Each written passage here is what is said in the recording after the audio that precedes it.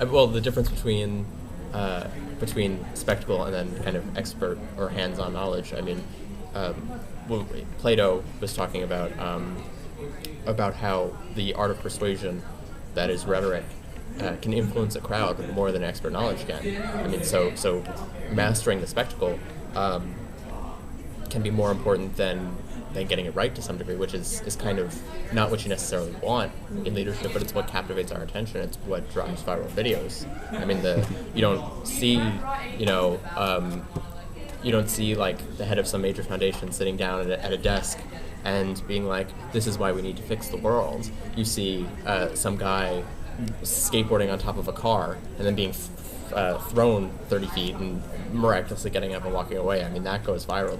The skateboarding idiot goes viral. The spectacle doesn't.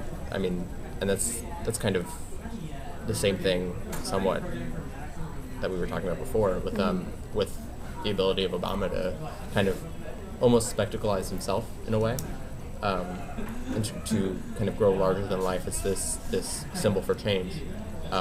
Not to say that he doesn't have the expert knowledge and the hands-on skills that are necessary, but just the ability to sensationalize him and to create the concept of the symbol. Like Walter Lippmann wrote about the symbol as kind of the creation of society and something that is manufactured and carefully controlled, and it's what we see when we look at Obama and his ability to spectacleize himself.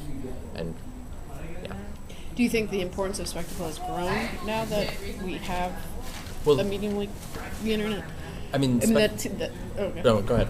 No, it's is there an argument that the division between expertise and spectacle is now greater than it had been in the past, or the value that we place on spectacle is greater than we had in the past? We always had television. There's television. The whole Kennedy-Nixon debate of whether Nixon could have, would have won if it hadn't been the television era. But is that growing now that you have to be more of a brand as a candidate than just a sort of boring old political?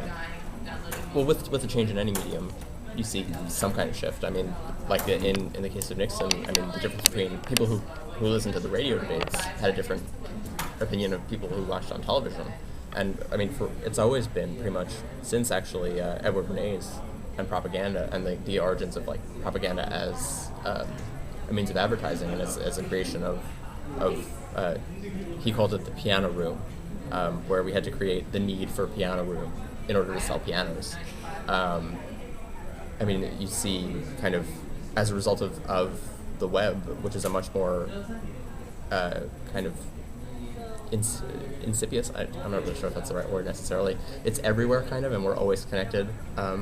So you see kind of the need to spectacleize yourself in order to catch the attention of the fragmented populace.